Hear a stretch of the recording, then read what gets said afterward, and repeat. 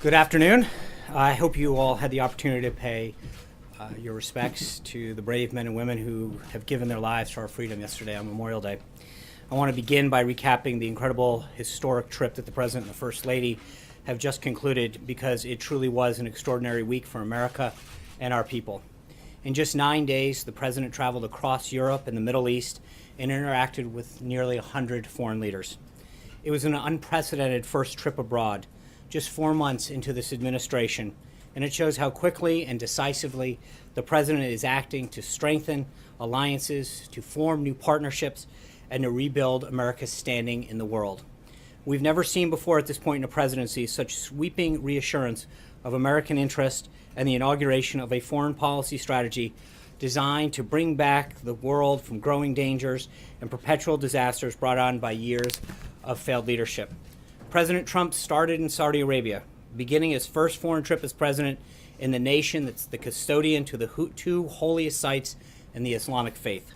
The president was greeted on the tarmac by the King of Saudi Arabia and received with incredible graciousness by the kingdom and its leaders throughout his stay. The president's address to the leaders of more than 50 Arab and Muslim nations was a historic turning point that people will be talking about for many years to come. He did exactly as he promised in his inaugural address, united the civilized world in the fight against terrorism and extremism. The president was very direct in calling on the leaders of the region to drive out the terrorists and the extremists from their midst and to isolate the Iranian regime that supports so much of this violence. He let American allies know exactly what they can expect from us going forward, what he called, quote, a principled realism rooted in common values and shared interest. He laid out the case in persuasive detail for why the Muslim world must take the lead in combating radicalization. And he concluded by saying that if those nations go forward, quote, unified and determined to do what it takes to destroy the terror that threatens our world, then there is no limit to the great future our citizens will have. The president's historic speech was met with nearly universal praise. Former CIA Director Jim Woolsey called it, quote, a courageous speech. Former House Speaker Newt Gingrich said in the Washington Post that we have to look back decades to, quote, find a comparatively dramatic moment in the history of U.S. foreign policy. And former Democratic Representative Jane Harman said that she, quote, loved the idea that he's going to the fount of all three major religions. Countless Arab allies also praised the president's leadership on this visit. President al-Sisi of Egypt said that President Trump is, quote, a unique personality that is capable of doing the impossible. The Saudi foreign minister said that, quote, this is the beginning of a turning point in the relationship between the United States and the Arab and Islamic world.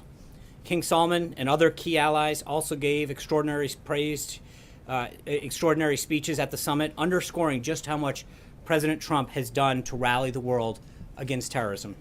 We cannot overlook the significance of so many leaders of Muslim countries coming together to recognize the need to fight extremists. This was a historic event in that regard alone. King Salman said he shares the president's determination to, quote, renounce extremism and work on countering terrorism in all its forms and manifestations. King Abdullah of Jordan agreed that, quote, the grave challenges of terrorism and extremism demands coordination and global action at every level. He stated that, quote, we are all accountable for our commitment to fight radicalization in all of its forms. The visit also included historic economic development deals for the United States, totaling well over $500 billion and the creation of tens of thousands of American jobs. These deals include an immediate $110 billion investment, which will grow to $350 billion over the next 10 years in defense cooperation from Saudi Arabia that will further enable Muslim troops to take on a greater role in fighting terrorism. The president also participated in the launch of a new task force to block terror funding in the Gulf, the opening of a new global center for combating extremist ideology, and more than 30 commercial deals that include companies like Lockheed Martin, Raytheon, Boeing, GE, Dow, Honeywell, Emerson, Alcoa, and Cisco, among others, that will result in an additional $270 billion of Saudi investment in American businesses and American jobs. The president then went to Israel, where he was received with incredible warmth. He strengthened America's unbreakable bonds with Israel, made the first ever visit by a sitting American president to the Western Wall, and gave a highly praised address at the Israel Museum as part of a continuing effort to rally nations together in the fight against terrorism and common enemies. The moving address spoke of a future in which, quote, children around the world will be able to live without fear, to dream without limits, and to prosper without violence. He said, I ask this land of promise to join me in fight our common enemies, to pursue our shared values, and to protect the dignity of every child of God. The president also visited Yad Vashem to memorialize the victims of the Holocaust and to pledge never again. The president met with both Prime Minister Netanyahu and Palestinian Authority President Abbas to advocate for a renewed push for peace, which they both agreed they were prepared to work towards. He also discussed with both leaders how to increase cooperation against terrorism. Prime Minister Netanyahu said, quote, for the first time in my life, I see real hope for change. And a correspondent at one of the leading Israel publications wrote that, quote, in the short space of 3 days, Trump carried out a semi-revolution. From Israel, the president traveled to Rome, where he met with Pope Francis at the Vatican. They had a very productive conversation about combating ISIS and other terrorist groups, protecting religious liberty, and numerous other issues. The president and the First Lady were incredibly honored by the visit. The president then attended the NATO summit in Brussels, where he boldly stood up for American taxpayers and our common defense by calling on other NATO countries to pay their fair share on a speech delivered with the leaders of all of NATO's countries all present.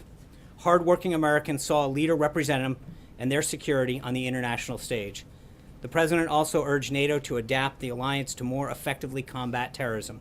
Later in the meeting, the member states unanimously agreed on those two priorities, and the Secretary General was extremely complimentary of the president's work to dramatically strengthen the alliance by getting member states to increase their contributions.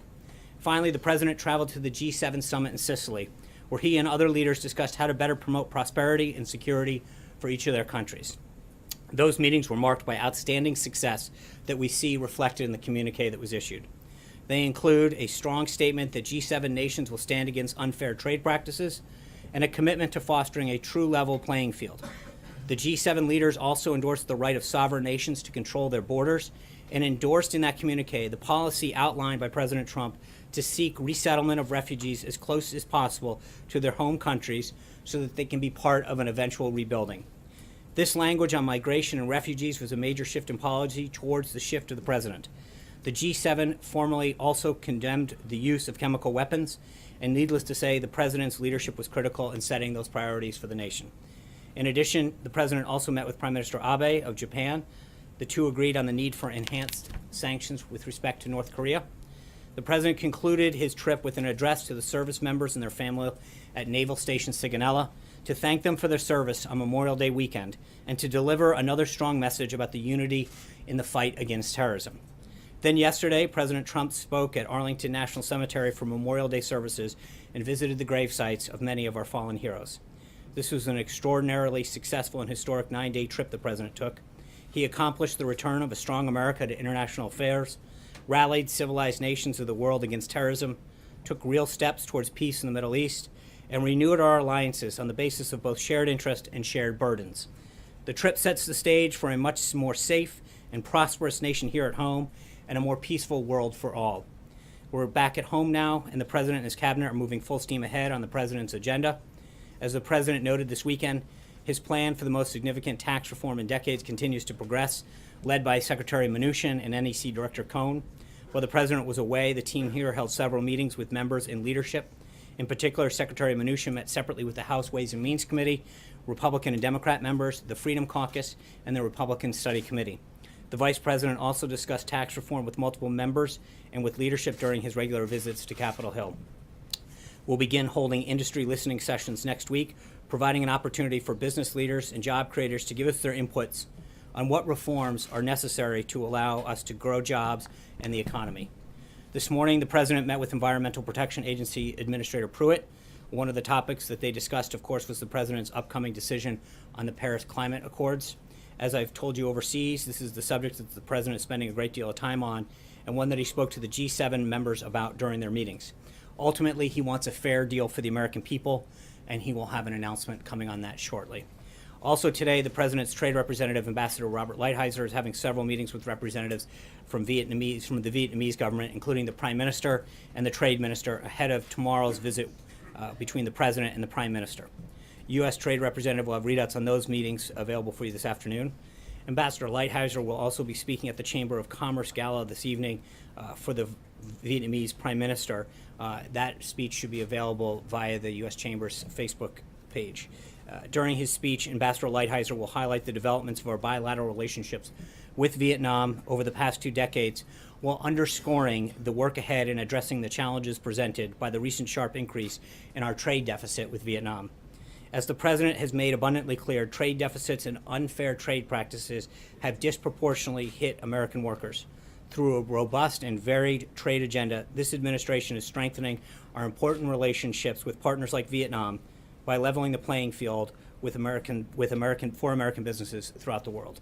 And with that, take your questions. Phil. Yeah, to the issue of the Russia probe, I'm wondering, Sean, if you can tell us whether the President knew at the time that Jared Kushner was seeking to establish back-channel communications at the Russian embassy to the Russian government. And if he didn't know at the time, when did he find out?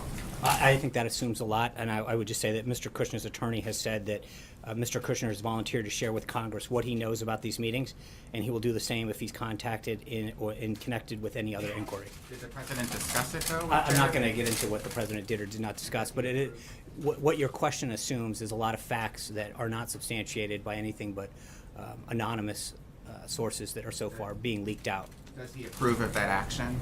You're asking if he approves of an action that is not a confirmed action. That being said, I think Secretary Kelly and General McMaster have both discussed that in general terms, back channels are an appropriate part of diplomacy. So does the White House dispute that happened? I'm not going to get into it, but your question presupposes facts that have not been confirmed. Francesca. Thank you, Sean. Did the President retweeted this morning an article about that back channel that was based on an anonymous source that said that there was an effort to set up a back channel, that it was the Russians who suggested that, and that it was to talk about Syria?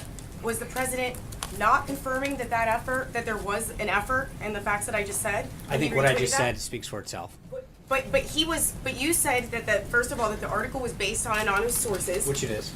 But the Fox article that the President retweeted was also based on anonymous sources. Why are those sources, or the source rather, that they used more credible than the ones in the Washington Post article? Again, I don't think there's 2 issues at hand. One is the statement that Jared's attorney has provided. Second is whether or not the dossier that is largely the basis of this was largely discredited in the first place. Most of the publications here refused to even publish it in the first place. So again, I'm not going to get into confirming stuff. There's an ongoing investigation. John. Gizzy. Oh, I'm sorry. Thank you, Sean. I have 2 questions.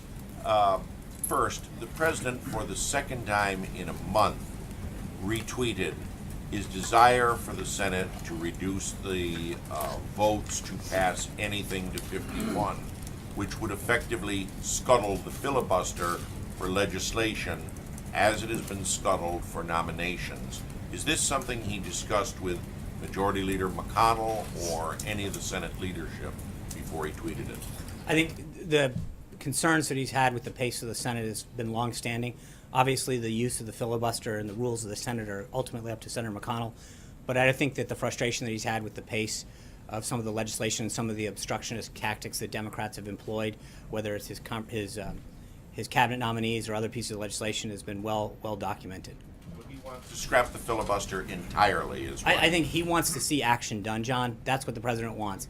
Whether it's the delays that Democrats pose to his cabinet nominees or pieces of legislation, he wants action. This President was elected to get things done, and he wants to see things move through the House and the Senate, especially when you've got a majority of support and people to stop playing games. Zeke? Second question, I did want to mention that before he left to go abroad, the President praised Philippine President Duterte for his action against drug dealers and dealing with them.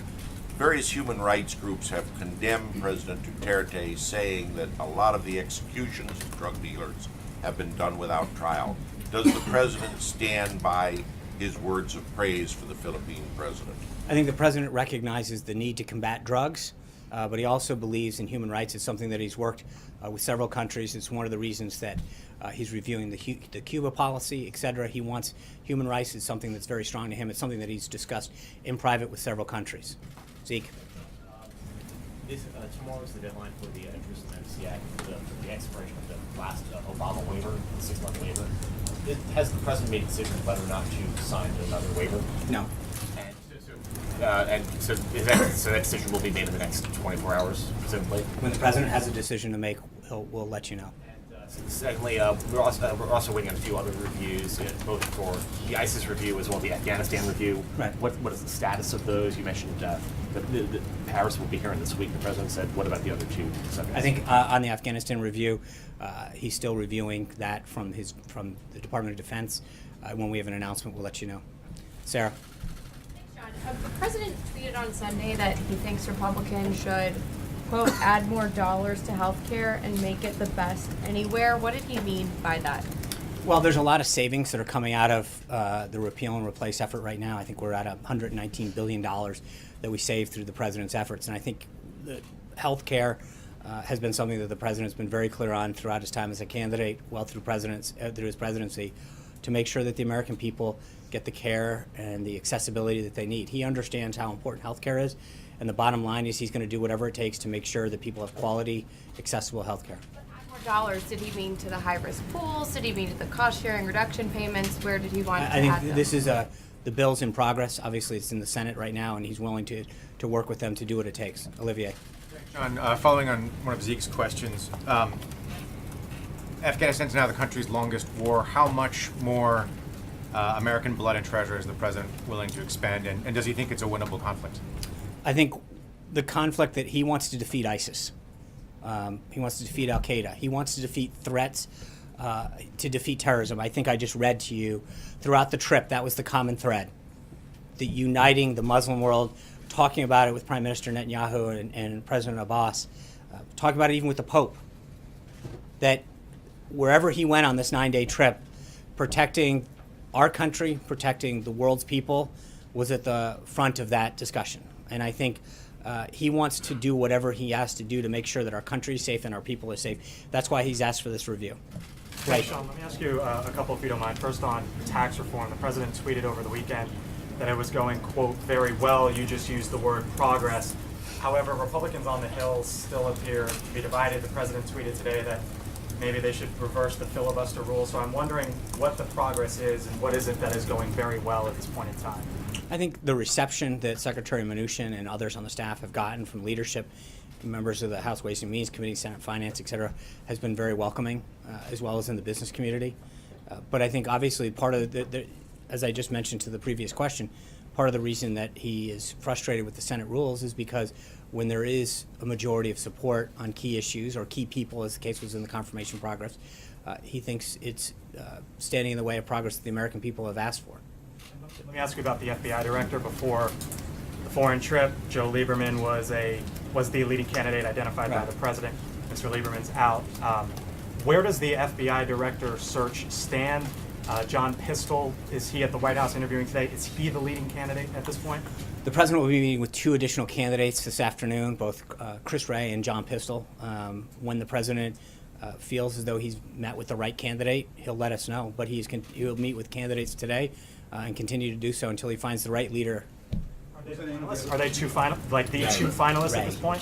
Huh? Are they the 2 finalists or 2 of an expanding group? The president is the ultimate decision maker, and when he makes a decision as to who he believes is best to lead the FBI, he will let us know. Katie. The president tweeted that tax reform is going well, but you just said that he's actually very frustrated with the lack of progress in the Senate. So does the White House still stand by its August deadline for tax reform? And does the White House still believe that health care, tax reform, and infrastructure is going to get done this year?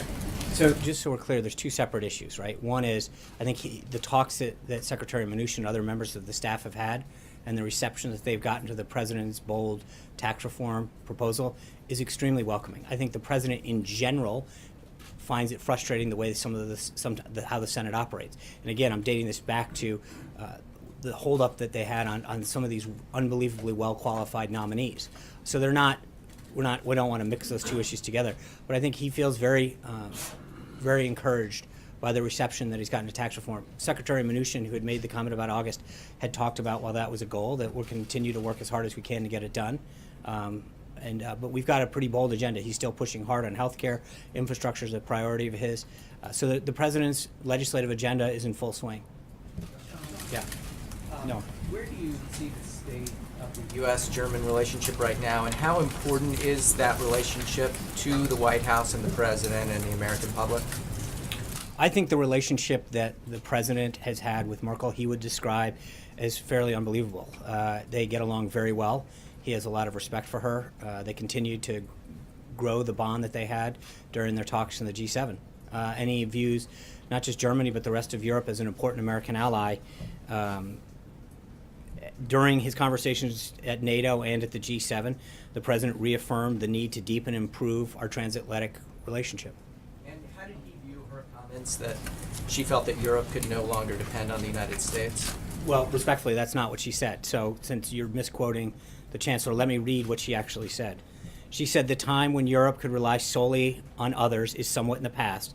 And as I've witnessed over the past few days, Europe must take its fate into its own hands. This means working in friendship with the U.S., the U.K., and neighborly relations with Russia and other partners." That's great. That's what the president called for. He called for additional burden sharing. The Secretary General of NATO said that the president's calls are what's moving them in the right direction. The president is getting results, and more countries are stepping up their burden sharing. That is a good thing for them, it's a good thing for NATO, and it's a good thing for America. Scott Thuman. Yeah, Sean, has the president been meeting with lawyers specifically about defending himself in the special counsel investigation into Russia? I'm sure you've probably seen the reports that Congressman Adam Schiff likes Jared Kushner before his committee and possibly even go over his clearances. I'm not going to dignify partisan accusations of anonymous sources and alleged unsubstantiated attacks. So I'm not even going to just. About the president, whether or not he's had any meetings with If we lawyers have, specifically. the president has a lot of meetings. If the president has a decision on anything, we'll be sure to let you know. Yeah, Brian. First, welcome back, by the way. Thanks. Two quick questions. This weekend, while you all were gone, someone shot up the Lexington Herald Leader, and of course we understand what happened in Montana with now Congressman Gianforte. I think he has a misdemeanor charge of assault. Will this administration take a stand against violence aimed at reporters? We'll take a stance against violence against any individual. Well, and so would you, all right, second, well, let me follow that up with, would you support legislation? You all have been the ones that have come out screaming against fake media. Would you support legislation that would support real reporting, such as this SHIELD law I've asked you before, such as other... We have a constitution, Brian, that supports the First Amendment, which allows all Americans, and anyone in this country, frankly, the freedom of expression. We support that full. The second question. When you say that you're gonna try to defeat ISIS and Al Qaeda, what are you doing to eliminate the abject poverty that is the breeding ground for the terrorists? As we've mentioned before, his national security team is putting together a holistic solution to defeating ISIS. When that strategy is complete, we'll have something for you on it.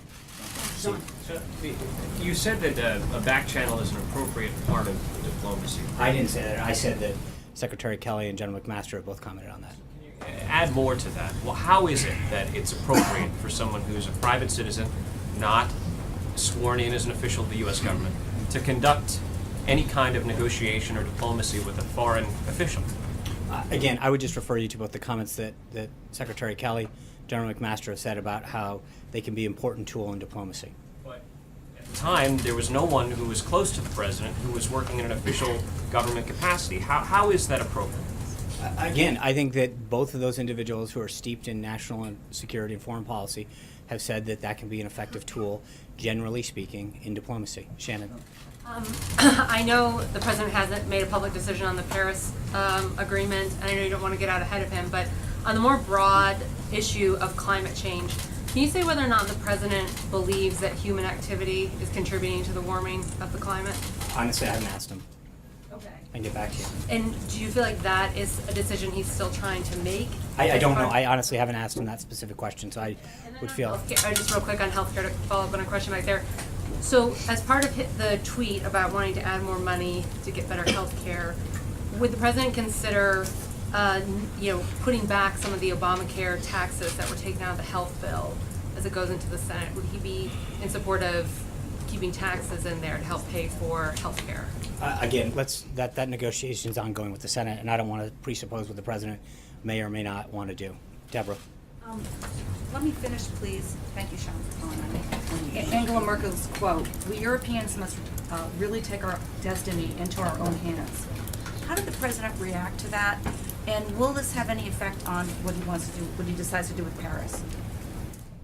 No, I think he, like I said a moment ago, the president believes that seeing Europe and other NATO countries increase their burden sharing is a very positive thing for their own countries, for NATO as a whole, and for the United States. To see these individuals heed the call that he has so eloquently put out over the last well over a year. But when you look at the comments that the Secretary General made, he recognizes that the president's rhetoric has had an extremely positive effect on the strengthening of NATO and other countries stepping up the percent of their own GDP that they're putting towards their common national defense. That benefits everybody. It benefits us, it benefits NATO, and it benefits themselves. And will it affect his decision on Paris? What, I'm sorry? Will it have any effect on his decision I on don't, Paris? obviously, that's, what he ultimately decides is up to him. Sean, does the departure of Michael Buckey signal some kind of broader reorganization in the left wing? Obviously, we're hearing that former campaign aides, like Gordon Wilson and David Bossie, might be returning. There's a war room might be setting up to kind of deal with Russian investigations.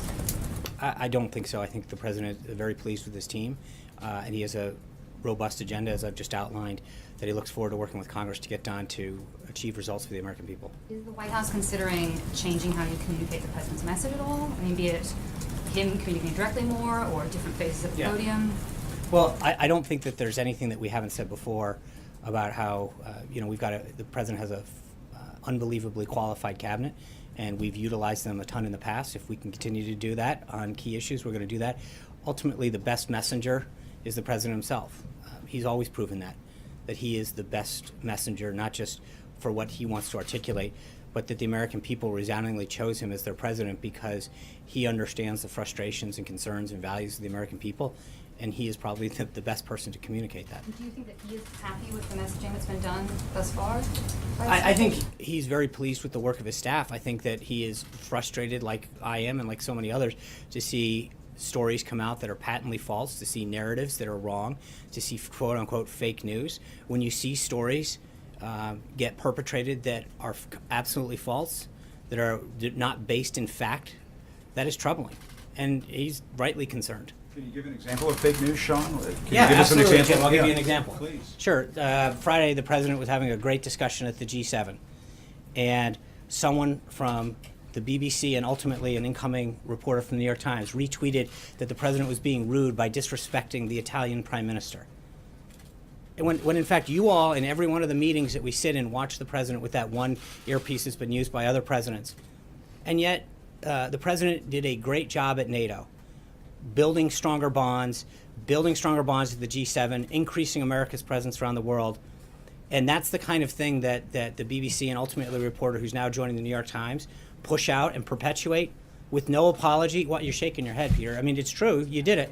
No, and I'm answering Jim's, but I think. No, can't reporters make mistakes? No, but that's not. But that's just fake. That is a fake. That was in the newspaper. None of that was on the front page. Your trip was all over the front page. You're making something out of one tweet instead of the. But again, you vast guys majority defend of the your public. mistakes like that. With all due respect, I was asked to give an example, and I did it. Prominence than anybody ever. I gave an answer to Jim. The problem is that I think the president, to the question, gets frustrated when he sees fake stories get published, things that aren't based in fact, and a narrative gets pushed.